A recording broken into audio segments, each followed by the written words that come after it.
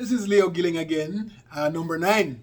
I'm having a lot of fun here, and I must tell you, thank you so much for watching my other videos. Thank you for all the nice comments that I saw so far. Christmas as a boy. Oh boy. Christmas is for games and fun for kids. You remember Drax? You play Drax, you have the rubber ball and the thing where you throw it up in the air, pick up one, pick up two, pick up, and remember Drax? That was Christmas. So I remember the first time I received a toy. And the same way I felt a week ago when my friend sent me the picture of me at age about 10 or 11. It's the same way I felt when I got my first toy. And I remember clearly my dad coming home and brought with him a bag. And when he opened up, it was a toy fire truck. And the toy fire truck, I put it down and it would roll and it hit there and it move and turn around and it goes over there, boom, and it hit and it has a light flashing on there, boom, and bam, and it wherever it hits, it turns around and goes in another direction, and that was my first toy. I think I kept it for no more than about 3 days and it was stolen. I don't know who stole it, but it was gone. My little heart, poor little heart was broken. And but I got a lot of other gifts, I got other gifts going down the line. I remember getting my 2-gun kid, belt, Billy the Kid type thing, And during Christmas, it's toy time. When we go to a thing in the city center, well, city center, looks, there's no such a city center, town center in oracabessa. And we played like games, ring games, to win money or win gifts. It's like you go to the theme park, you have things they shoot. That was what we call something island, Coney Island. So Coney Island in New York, we had our own Coney Island in oracabessa. It's called Coney Island. And so we'd go there and music is playing and you have a little ring that you buy 5 of them, and then on a flat surface there are coins like 25 cent coin or shillings and pennies and so forth. And if you can throw that ring and anything that it covers, you get it. But it has to cover it fully. It can't be halfway or quarter way or slightly touching the edge of the coin. The coin has to be completely inside that circular ring.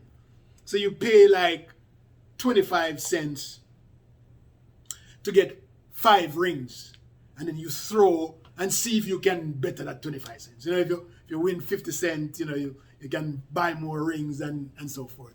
That was a fun game. Sometimes you play Crown and Anchor, because there's a Crown and Anchor man there. Even though it's illegal, it's gambling, but as kids, or the 3-card man, and you put thing there, they were all there, and it was it wasn't considered bad or gambling. I mean, the way it is now, it is, but back in the day, you just go and bet. And so I remember the good times we had with, and these were actual good old days in Christmas when we'd have buy our starlights and our poppers, shots, not shots, but there's a gun that you buy, and it has a roll of sulfuric paper, and the paper, once you put it in the gun, you pie, and it shoots like a gun, pie. Every time the hammer hit that spot on the paper, it fires, Those became illegal too. The big squibs, they call them, those became illegal very early in my days also. But the sweet part of Christmas to me was cakes and ice cream and nutmeg.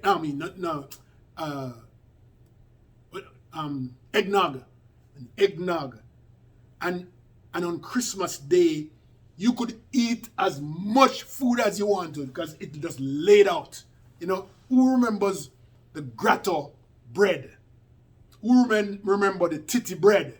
And these are all Christmas stuff. Who remembers those days? Sorrel only blossomed during Christmas, during December. You never used to have sorrel year round. Okay, sorrel was just a one time a year event, and the small amount that you get to drink because it had rum in there or wine, but then they would make you drink eggnog, and my mom used to put a whole leg of lamb, not leg of a leg of ham on the table. So, and then they have the grotto bread where you can just cut off a slice and put the ham on it and walk away, and you have that whole day. But and that food are cook, right? Curry goat or curry mutton, then call it them days. Rice and peas and carrot juice and all of this good stuff. That was generally a part of the whole deal, right? And our stove, our kitchen was a very small zinc place, as I explained in previous video. But they would, the soursop juice and the carrot juice would be made from early in the mornings and then put on this trough with ice. And then later on in the evening, where you get your soursop juice with your rice and peas. Listen, man, those days, rice and peas was scarce. You only eat rice and peas one time a week.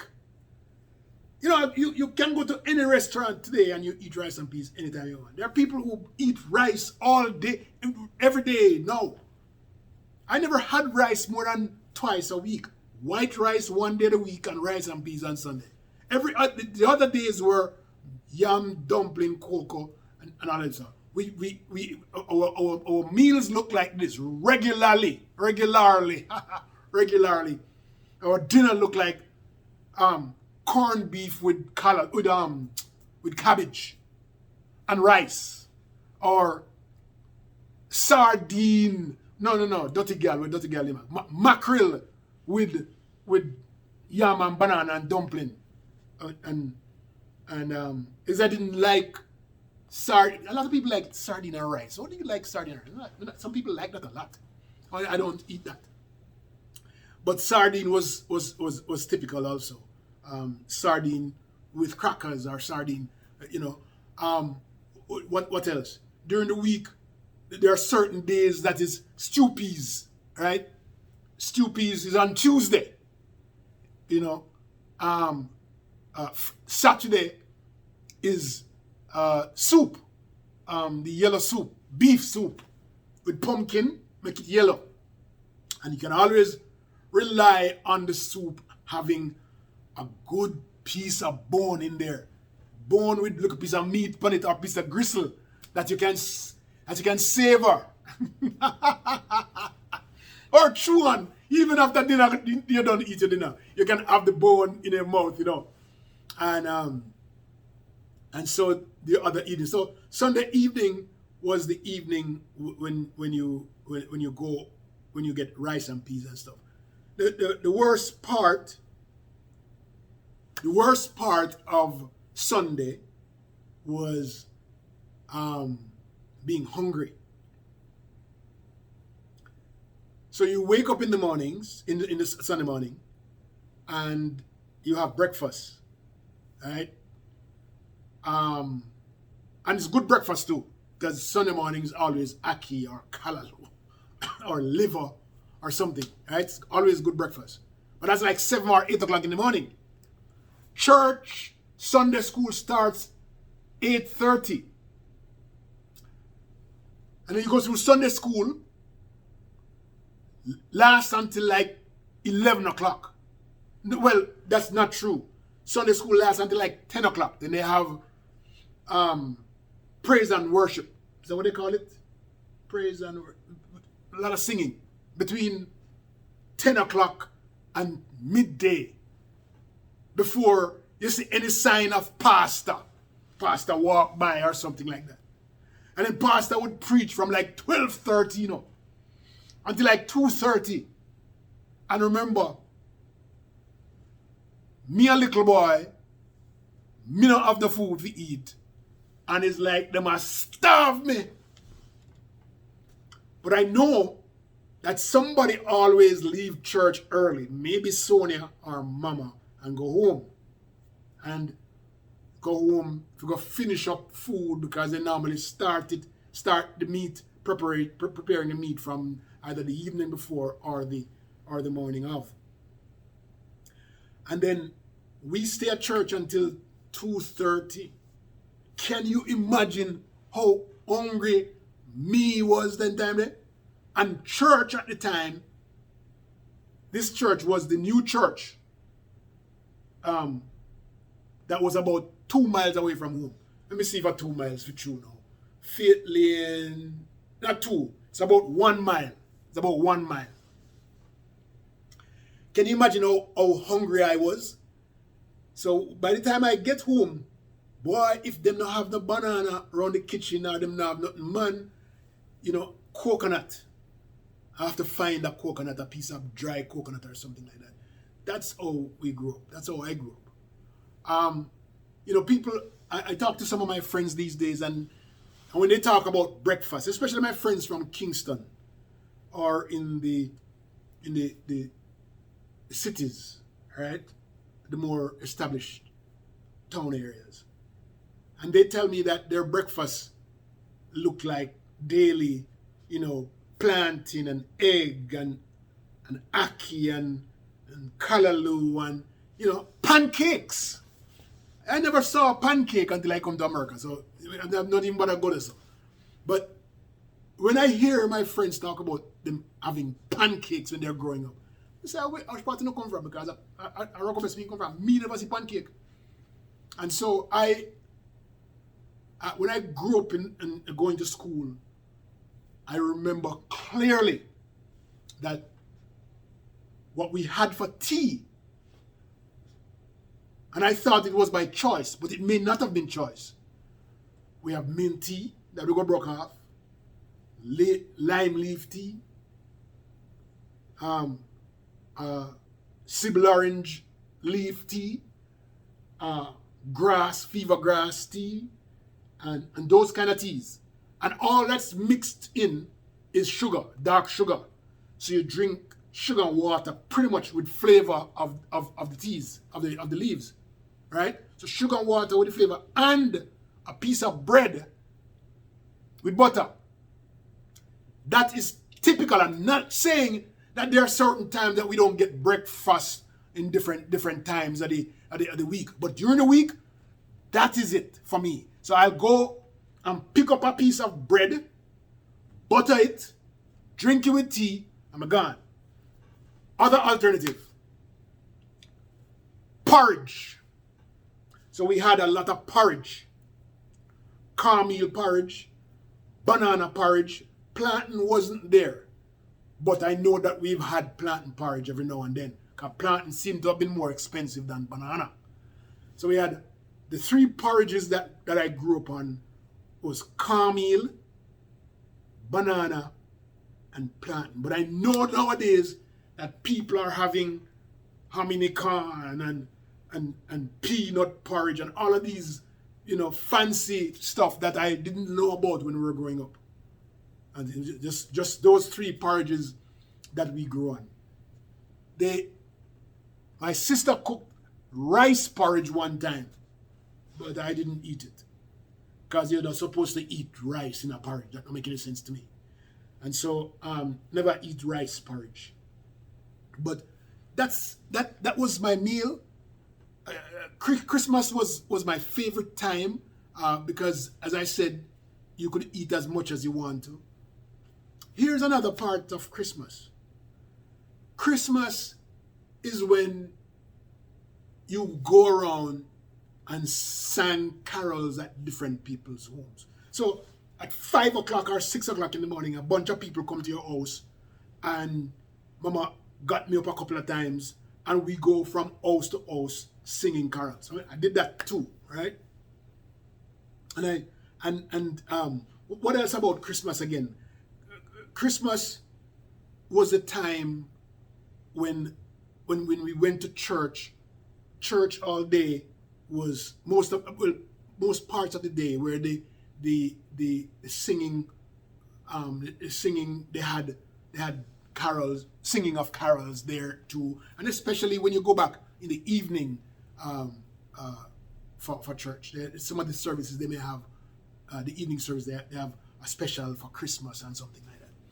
But that is my Christmas and my food, my delight. They